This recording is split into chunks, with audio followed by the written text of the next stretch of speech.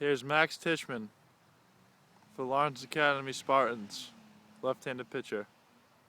This is his approach to the mound.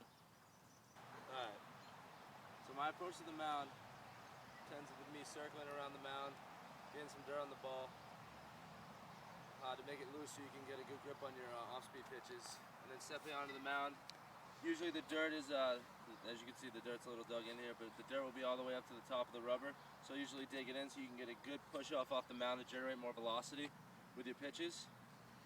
And then I'll go into my windup. A big thing about the windup is being able to repeat your mechanics and having a good rhythm, and also doing the same windup every time. Because if I was throwing a fastball and I was going really fast and on a curveball or a slider, I would go slower. Hitters would be able to pick up on that. So it's important for a pitcher to be able to hide his pitches essentially, being able to keep the same rhythm every time with every pitch, no matter if it's a changeup, fastball, or a slider.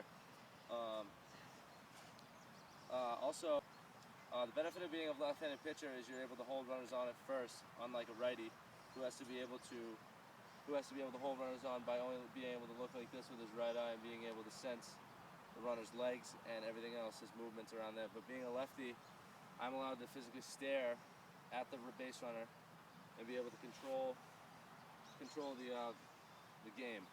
I can use 45 degrees with my pickoff move, but pitchers are able to cheat being a left-handed pitcher, especially if you go like this and then you wipe off and then walk off the mound. Umps have a hard time picking up on that, and it's easier to trick batters as well. You also are able to mix up your looks. Like I could look at home all the way and throw over like that, fooling the hitter as well. And also you can incorporate a slide step to hold runners on, because base runners tend to go first move on a lefty to either generate a balk, which is when you come to the set, and if you do any sudden movements, once you come to this point, it's a balk and the hitter gets the next base. So sometimes I'll go to the set like this and I'll lift up, runners will go to try to generate me to freak out, granting them the next base. So I'll incorporate a slide step move as well, try to hold them on, and if maybe I sense that they're stealing and I've already thrown over a few times, then the catcher will get an early release and hopefully we'll get to throw them out at first. And a slide step is just, I don't pick my leg up at all, I basically come to the set and go right to the plate. And that's basically my approach to pitching. That's the view to first base for the pickoff.